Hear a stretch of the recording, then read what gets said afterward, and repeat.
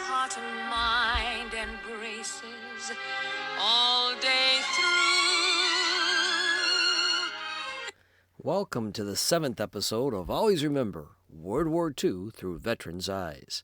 From D-Day to Operation Market Garden to the Battle of the Bulge, Robert Bowen saw a lot of action in World War II before he was injured and taken prisoner of war at the Battle of the Bulge. He survived parachuting from the gliders nicknamed Flying Coffins because of their high casualty rates, combat, and a harrowing experience as a POW, during which time he was lost to his beloved wife, Christine. During the 1990s, while serving as a teacher with the Department of Defense dependent schools in Bad Kreuznach, Germany, my family and I visited many of the sites associated with World War II. From the beaches of Normandy, where the D-Day landings took place, to the Ardennes forest where the Battle of the Bulge was fought, to the death camps of Auschwitz, Buchenwald, and Dachau.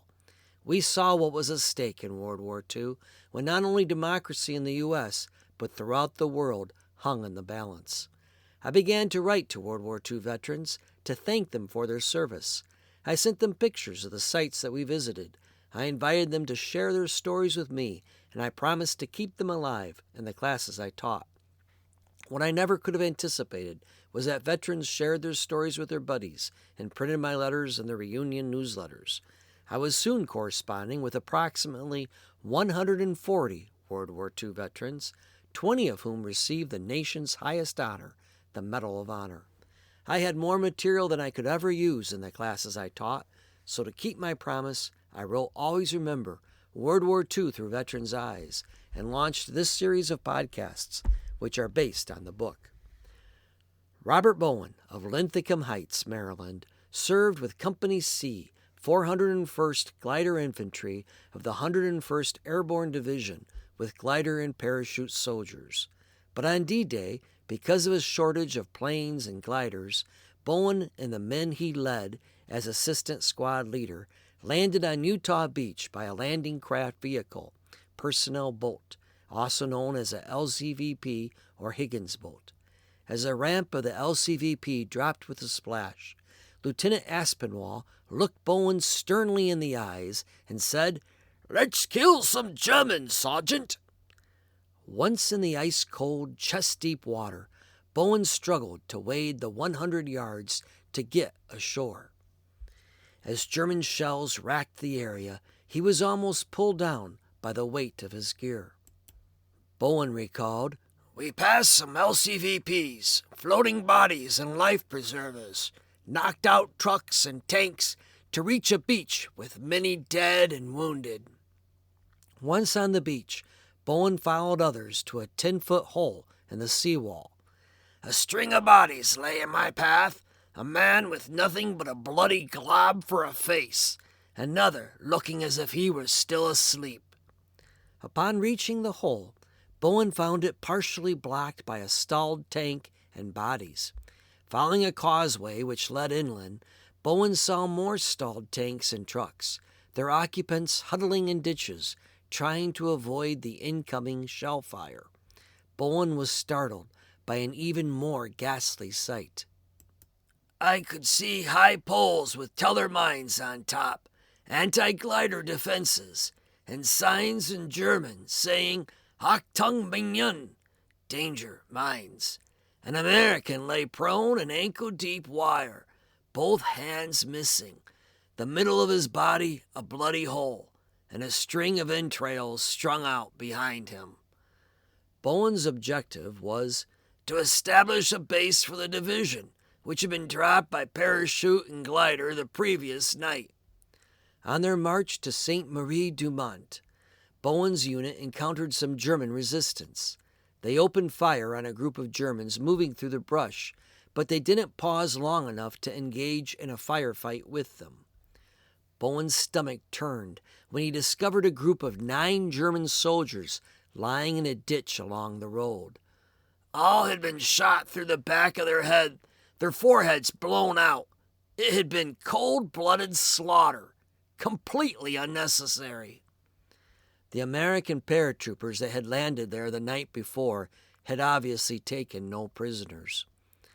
On D-Day +1, Bowen's 401st was just north of Sainte Marie du Mont when they heard the roar of airplane motors and saw a glider infantry unit coming in for the landing, no more than 200 feet above them.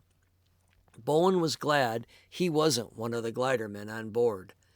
"The Jerrys saw them, too, opening up with every weapon they had. The gliders were cut loose. They began their descent to fields just around us. They came in skidding and flopping around like awkward albatrosses, most crashing headlong into the hedges. As the emergency glidermen hit the ground, we tried to cover them, firing and shouting for them to come in our direction. That any of them made it was a small miracle, but they did. They formed on the road and they marched away, taking some wounded with them." Bowen fractured his right ankle when he was thrown into a ditch by a rocket explosion. Refusing evacuation, he fought on in several more battles. He explained, "I was determined the ankle wasn't going to keep me out of the most important thing I had ever done, so I went on, limping, but I was able to keep up." Bowen described the carnage on the battlefield along the main road running from Sainte Marie du Mont to Vierville and on to Saint-Côme-du-Mont. "We passed dead troopers and chutes hanging from trees. An American jeep overturned on 4 of our men, their bodies turning gray. Then a string of dead German bicycle troops, as many as 15, their bicycles cluttering the ditches. Some had been shot through the back of the head. Off to either side in the gentry rolling fields were gliders which had dead GIs around them. A platoon of Sherman tanks was stopped temporarily on the main road by a particularly ghastly sight.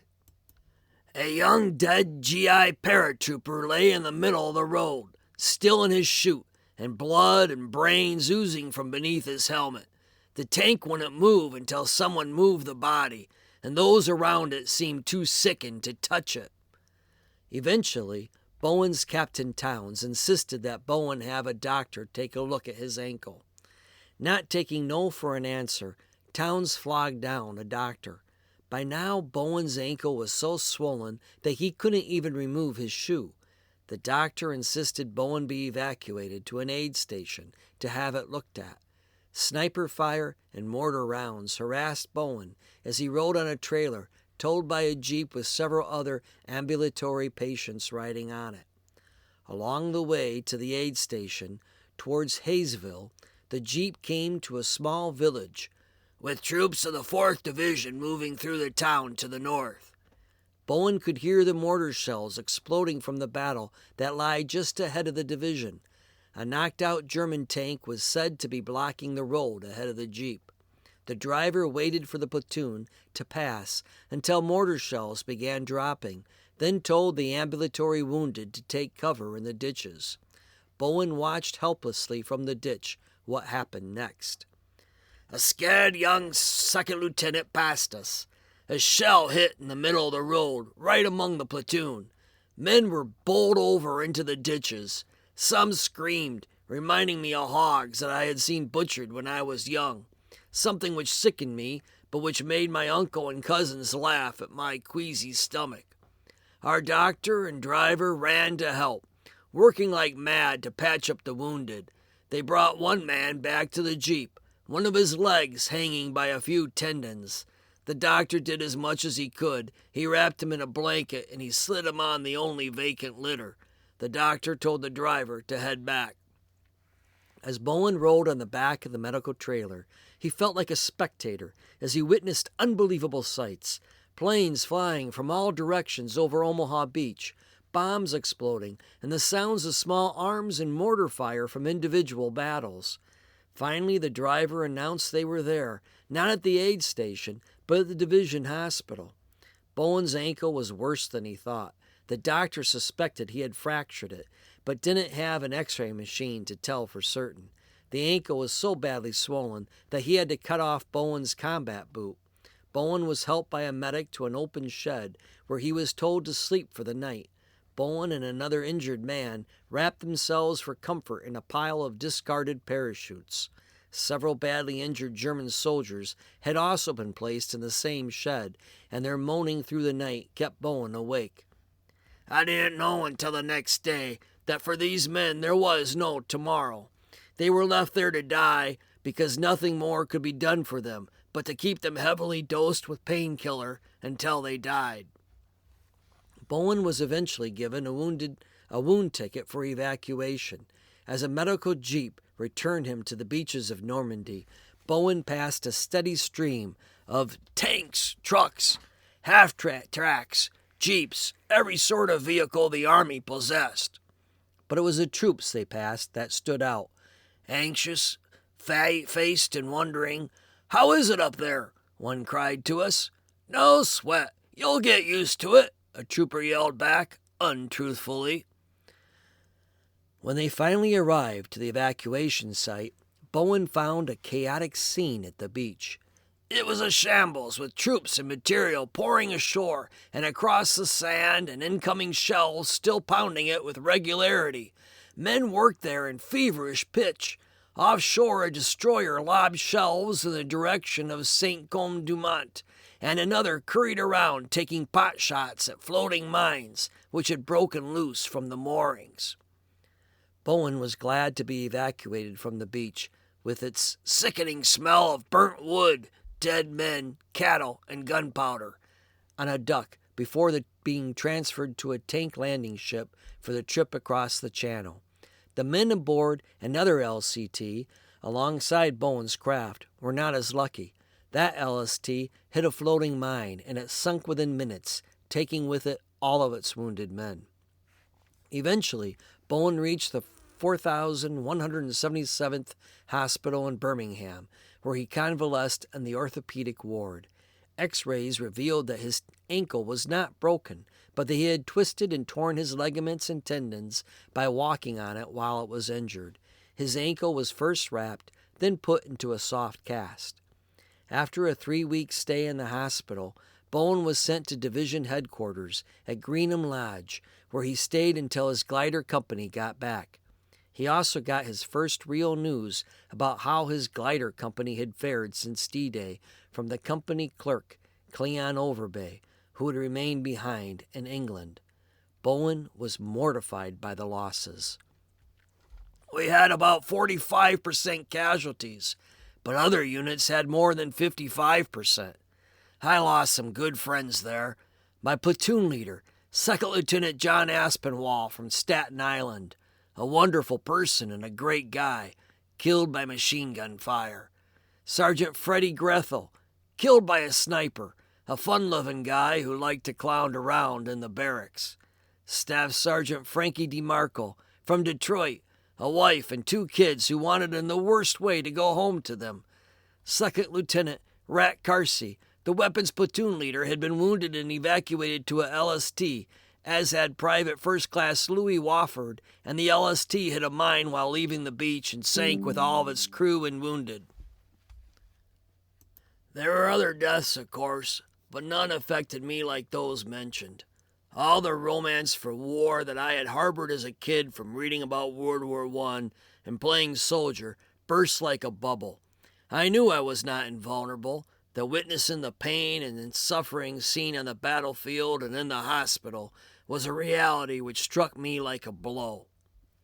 By the time Bowen's unit had been pulled out of Normandy to prepare for another invasion in France, the company had lost every officer except Captain Towns, and he was ailing, and all the platoon sergeants except Yasser O'Guin. C Company would never feel the same again to Bowen without the men he had respected and hoped to return home with. For Bowen, the war had become an unspeakable nightmare. Still in England, Bowen's morale was lifted along with the rest of the men in Company C when it was announced the glider troop would receive hazard pay, jump boots, and a glider badge.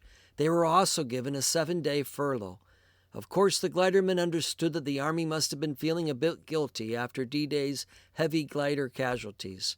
However, the morale boost the additional pay and recognition provided for the glidermen was short-lived due to a series of alerts calling for possible invasions, which never materialized. C Company was supposed to participate in invasions of Belgium, termed Linnet 1 and Linnet 2, which were called off at the last minute due to General Patton's rapid advances through Europe. Just before dawn, on September 17, 1944, Robert Bowen, now promoted to squad leader, once again loaded into his glider with his men as part of Operation Market Garden in the Netherlands. The gliders were hooked to the tow planes by nylon rope. Because there were so many planes and gliders crowded together in such a small place, the ropes were coiled like rolls of spaghetti. When the tow planes took off, they yanked the gliders off with a mighty jerk, which Bowen described as bone shaking. Once again, the gliders lived up to their names as flying coffins, and they flew over the channel. The rope of one unlucky glider broke loose. Bowen watched helplessly as it gently glided downwards before making a tremendous splash and promptly sinking like a stone in the ocean water. Soon another glider, an English Hamilcar, also broke loose. Because it was carrying a small tank, the men noted that it sank even faster. The glidermen were in the air for over 3 hours before they reached the landing zone. By now, some of the men were getting airsick, and they puked into their helmets. Bowen described the odor and the stench from the plane's motors was sickening. The German soldiers, who could be seen on the ground below, running from their buildings with weapons in their hands, soon took the glidermen's minds off the smell. Bowen flinched as a loud crack sounded right beside his head. A bullet had torn through the glider's fabric between Bowen's head and another gliderman's before it passed through the roof. "It was close," he recalled, and both men grinned weakly. The men soon counted 13 bullet holes that had ripped through the glider. Finally, the gliders were released about 40 miles behind German lines, north of Eindhoven. "We were going about 90 miles per hour when the pilot banged the release knob in free flight and making a long turn in a field crowded with gliders and equipment. Small arms fire rattled, mortar and artillery rounds sending up clouds of black smoke. Bowen's glider hit with a crash, bouncing several times before it finally stopped. The men bailed out as quickly as they could, aware that the other gliders were preparing to land in the crowded field. Bowen recalled the chaotic scene. 2 gliders hit together head-on in the air, came down in a crash. Men were screaming in the ball of wreckage, but that was for someone else to clean up. Overhead, the air was filled with planes and gliders. Bursting, ack-ack. Planes were hit, erupting trails of flames. Men jumped, white chutes marking their paths. Some had it fully open when the men hit the ground. Other men who landed were running from the edge of the fields to get out of the paths of the incoming gliders. Many lay erect up on their noses, or with their wings drooping like broken kites. It was Bowen's first and only combat glider landing. He had survived, but others were not nearly as lucky. Of the 14 gliders transporting his company, 3 were already missing. The 401st was tasked with securing and protecting Landing Zone W the following morning as the 1st and 2nd Battalions of the 327th brought in more supplies. Bowen had a front row seat as over 2,500 men, 140 jeeps, 100 trailers, and 2 bulldozers arrived by gliders and planes for Operation Market Garden.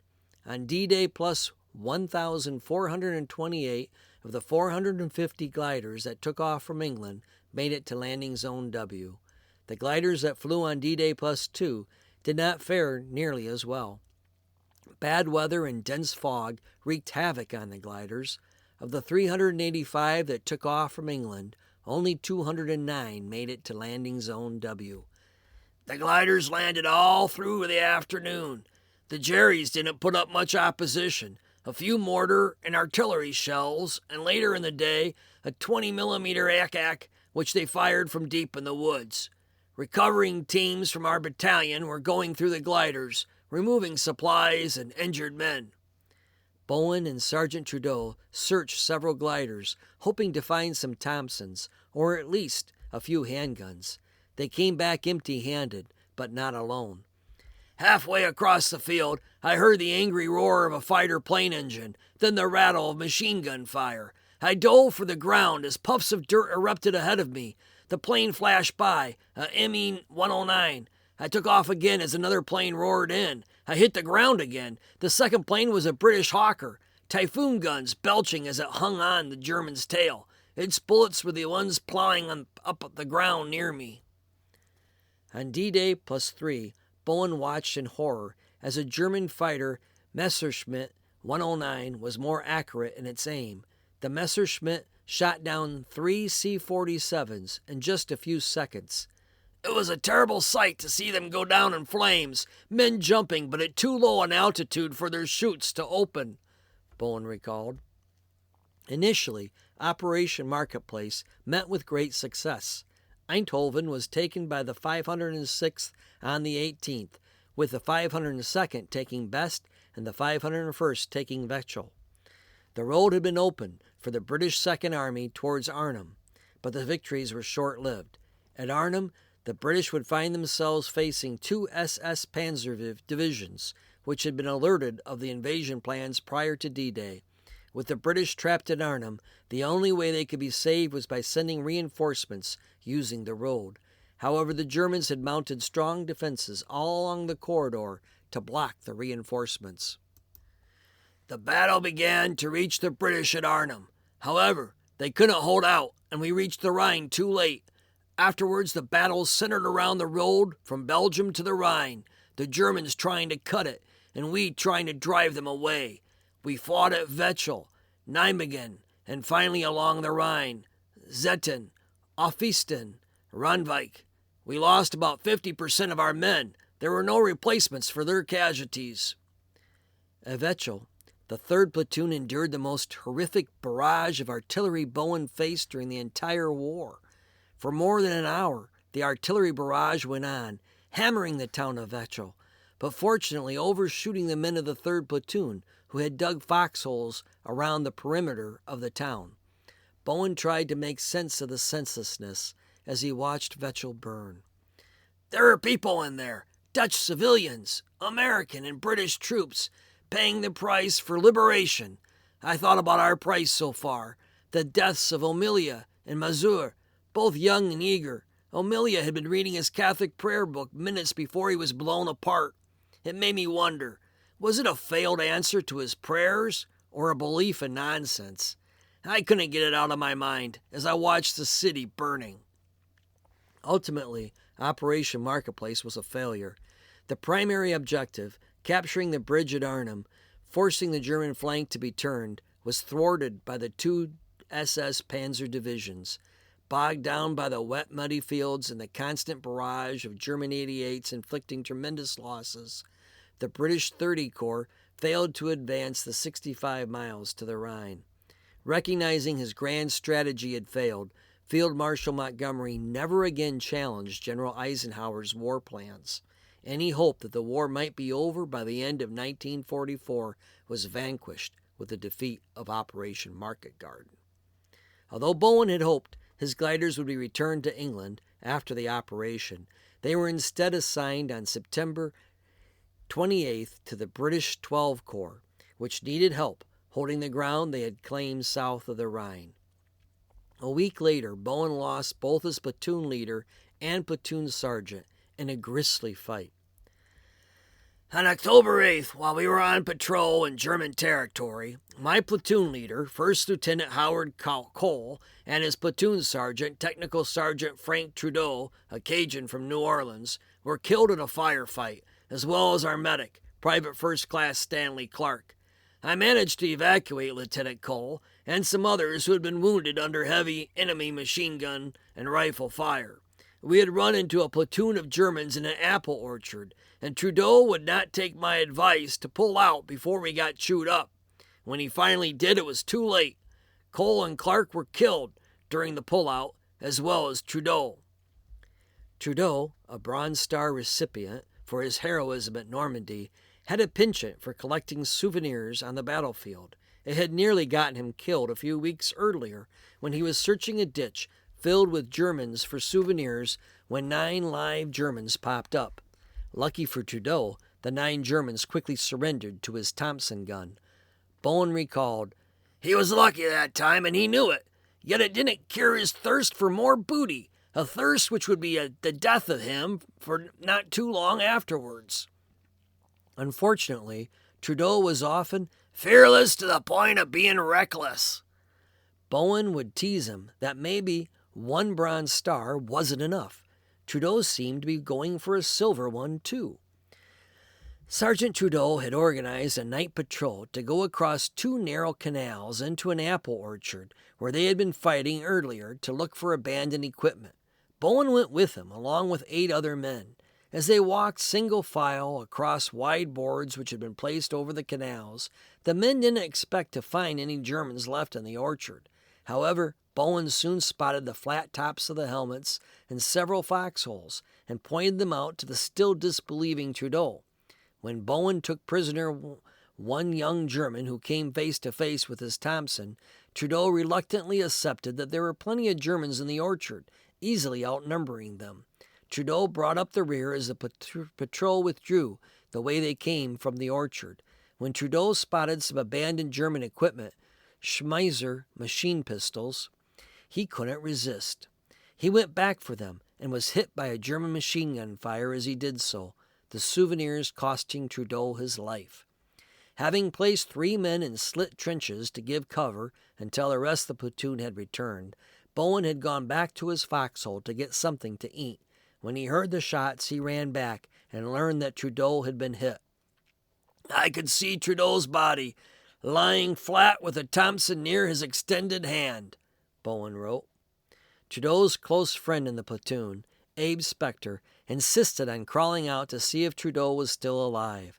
Bowen considered it suicide to do so, with the machine gun fire still ripping across the orchard, but agreed to give Spector what cover he could when it became clear that there was no way to stop him. Spector managed to crawl out to Trudeau, felt his neck, and confirmed he was dead.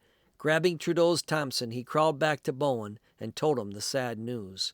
A mortar squad from the platoon arrived and began firing on the Germans. The platoon medic, Stanley Clark, had not been told that Trudeau was dead. He too crawled out to check on him and was hit by machine gun fire, falling into a shell hole. The disaster continued. First Lieutenant Howard Cole, the leader of the 3rd Platoon, now ran towards the firefight. Bowen described Lieutenant Cole as a friendly, reasonable man who, in spite of the war, smiled a lot ever since his wife wrote him that she was pregnant with their first child. As Bowen ran up, he stopped, peering into the orchard, searching for the enemy. Bowen yelled out to Cole, "Get down, Lieutenant! For Christ's sake, get down!" Bowen's warning was too late. Shots ripped into Lieutenant Cole as he crumbled onto the road. Bowen crawled over to him. "He knew he was badly hurt. He pleaded with me not to leave him. I told him I wanted. I said I'd need some men to carry him out." Bowen called to another squad, who sent 3 men to help carry Lieutenant Cole off the battlefield. Then Bowen crawled with several of his men up the ditch alongside the orchard, and they began blasting the Germans with all the fire they could muster. During the firefight, Private First Class Lyle Apple, a young replacement from Volga, South Dakota, went down, shot across the stomach, with his entrails popping out. When 1st Platoon heard the combat, their leader, Lieutenant Robert Wagner, ran up to see what was happening. He advised Bowen to get everyone out of the orchard vicinity. Bowen did so, communicating to the machine gunners to give them cover by ripping the orchard with fire. They managed to bring Lieutenant Cole and Apple with them as they withdrew. With the platoon now withdrawn from the orchard and angry over the casualties they had suffered, Lieutenant Wagner ordered 81mm mortars and artillery fire into the orchard. At first his order was refused because the orchard was still less than 100 yards from their position. However, a British captain ordered the shells, which hit on target, exploding in great mushrooms of smoke and flame. When the mortar barrage ended, a white flag was waving in the orchard. 6 Germans emerged, heading for us, and the deep ditch. Rafferty's men gunned them down. After seeing Lieutenant Cole and Sergeant Trudeau both mowed down, 3rd Platoon was in no mood for taking prisoners, angrily violating the rules of war. After the firefight, Bowen felt crushed mentally and physically. I was overwhelmed by guilt because I couldn't have done more. Bowen tried to process what had happened with another soldier named Hans. The two men learned after the battle that Trudeau had been given specific orders to avoid the orchard and couldn't understand why he had decided to take the patrol there. Hans told Bowen that Trudeau had thought he was invincible. Bowen asked him why. Hans replied, "In Normandy he did a foolish thing, running headlong at a German machine gun pistol and wiping it out. It wouldn't happen again in a million years, but he didn't believe that." Now Bowen tried to grapple with the fact that Trudeau, their medic Clark, and Lieutenant Cole were all killed over a couple of German machine pistols. Worse still, the 2nd Platoon was pinned down by the Germans for weeks alongside the orchard. Because the sector was too hot, Bowen could not even retrieve the bodies of his friends Clark and Trudeau. They laid where they had fallen for weeks, decaying in front of their bodies. For Bowen, it was an agonizing sight. Every time I looked over and I saw them, a wave of desperation went through me. The bodies lay there for 23 days. To add the terrible odor coming from the dead cattle and bodies of the enemy. It is a smell one never forgets, an odor which permeated the clothing and the mind. At dusk the next evening, Bowen was informed that he had been ordered to take over 3rd Platoon from Lieutenant Cole, who had been killed. Bowen didn't think it was possible. After all, he was only a buck sergeant. There were other men in the platoon who were already staff sergeants. But Lieutenant Wagner assured him, "I've already talked to them. They agree that it is the best solution and will back you 100%. If you need any advice or help, just ask for it. I'll be only too glad to help." Like it or not, Bowen was now a lieutenant. From that time on, until we left Holland on November 30th, I acted as platoon leader.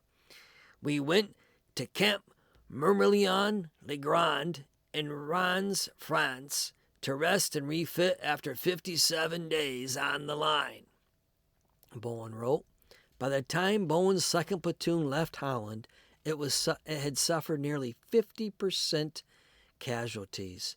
The 2nd Platoon's much-deserved rest in Reims was short-lived, as the unit was soon rushed to Bastogne when the Battle of the Bulge broke out just a few weeks later. Robert Bowen had been a seasoned staff sergeant by now in the 401st Glider Infantry by the time the Battle of the Bulge broke out. Bowen's glider and parachute unit had been given the rest at Camp Mermillon-le-Grand in Reims, France, after 57 days of combat in Normandy and at the failed Operation Marketplace. The rest had been much needed, as the men were both physically and emotionally exhausted.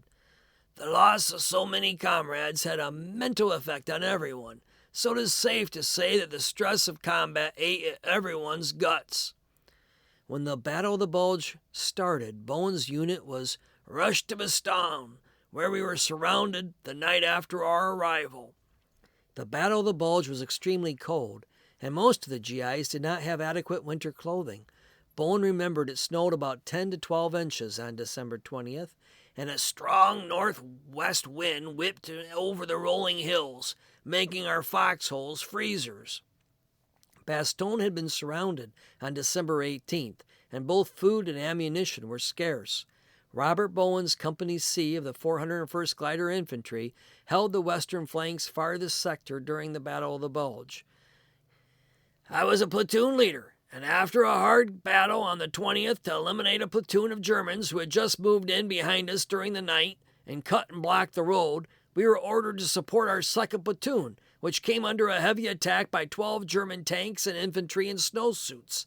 The battle raged all day, with a Sherman tank and a tank destroyer with us, which were knocked out, and many of our men became casualties.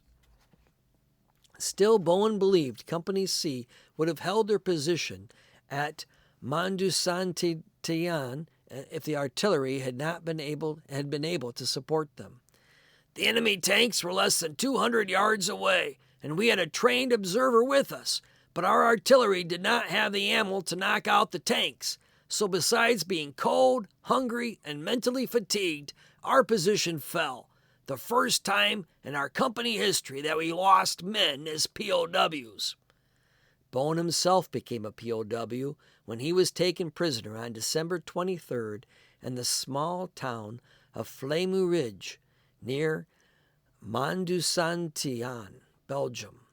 As Staff Sergeant of Company C, 401st Glider Infantry, Bowen and his men had engaged in a hard battle on December 20th to eliminate a platoon of Germans who had moved in behind them during the night and had blocked the road. Next, they were ordered to support the 2nd Platoon, which came under a heavy attack by 12 German tanks and infantry in snowsuits. The battle raged all day with a Sherman tank and a tank destroyer. I was wounded about 1,600 and put in the basement of a house behind our position, which served as an aid station. The position was declared hopeless, and the company withdrawn at nightfall. Unfortunately, the house had been cut off. All wounded, some members of the tank and destroyer crews, and a few from the company were captured. The next day, Bowen was operated on in a German first aid station, where shrapnel was removed from his abdomen and his right wrist. His wounds necessitated several subsequent surgeries. During one of Bowen's surgeries at a clearing hospital at Euskirchen, Germany, just west of Bonn, an Allied air raid dropped a bomb alongside the German hospital. The explosion infuriated the German doctor, who began strangling Bowen, even as he lay on the operating table. Bowen was spared when an American who was also badly wounded in the leg pulled the doctor off me. After the raid, the doctor apologized. As a wounded POW, Bowen was moved around a lot. He spent nearly a month at the clearing hospital in Eiskirchen, then another month at Hoffenstahl Lazaret, before being sent to Lemberg 12A. From there, Bowen endured a 7-day train ride in a boxcar filled with 70 men to Bremerhaven, Bremerhaven. There were no toilet facilities except for a small can, and food was limited to a Red Cross parcel split between 2 men with a can of water. Men died. Others went insane in the car after it was strafed by our planes. During the ride, when there wasn't enough room to lie down, half the men stood for 2 hours while the other half sat. I developed phlebitis in my right leg. It turned into thrombophlebitis, and that into a pulmonary infection. Bowen would spend the rest of the war in a surgical ward at Bremerhaven.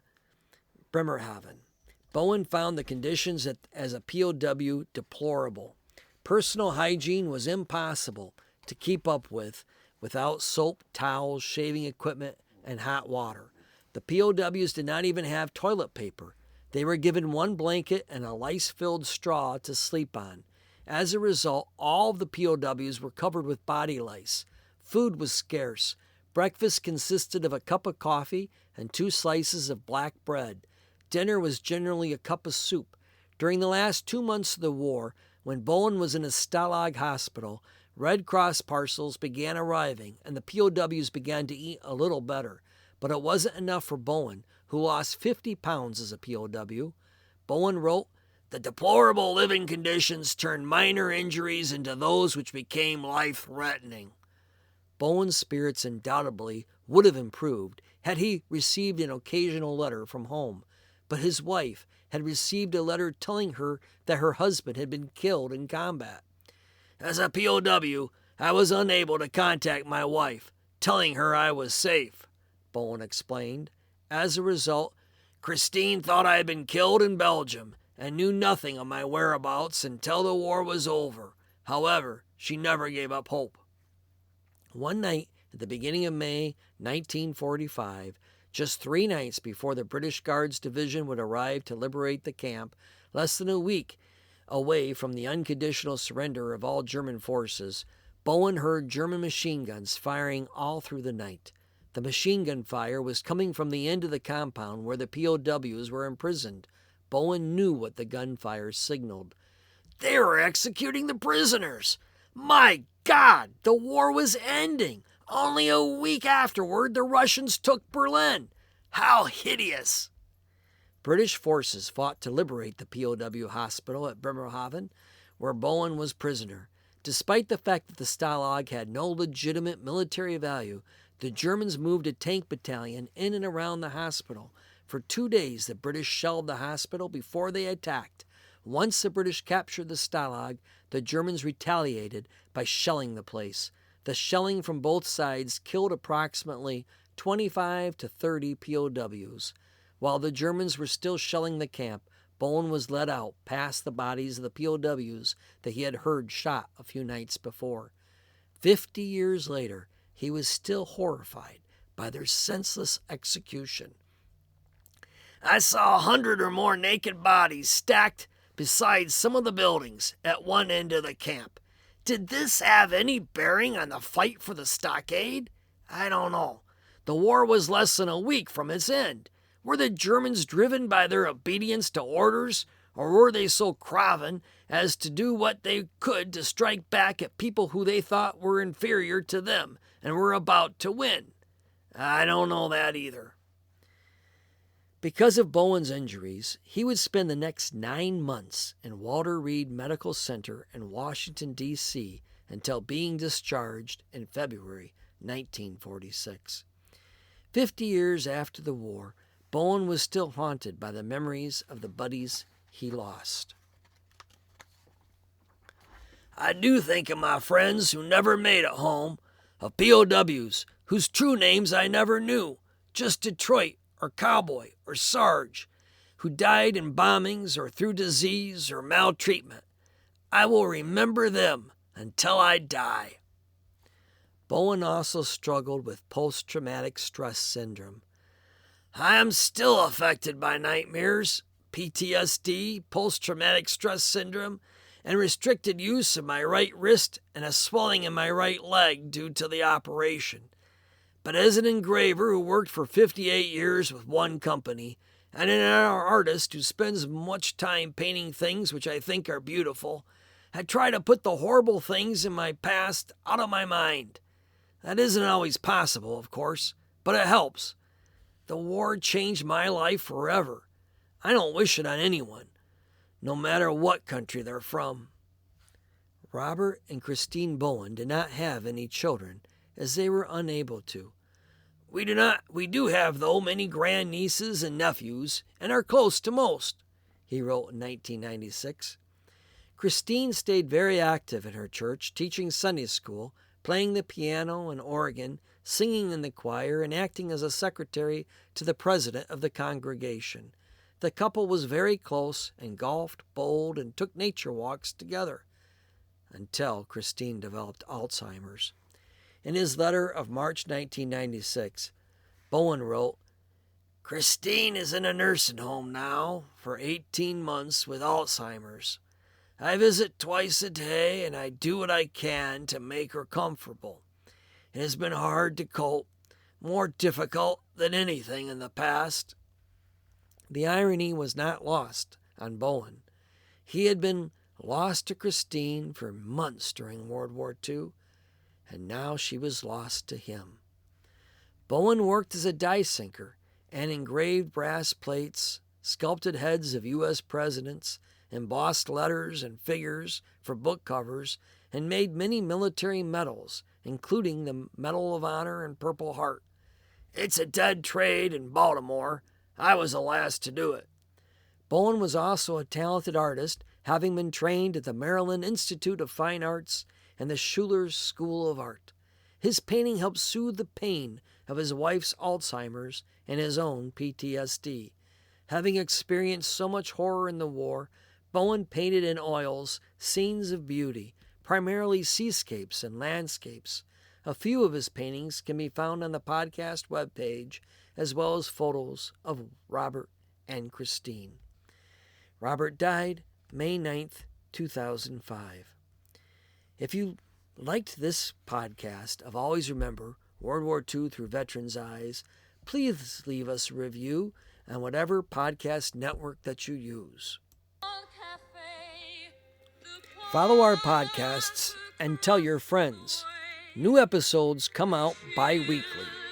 You can find the companion book on Amazon.com.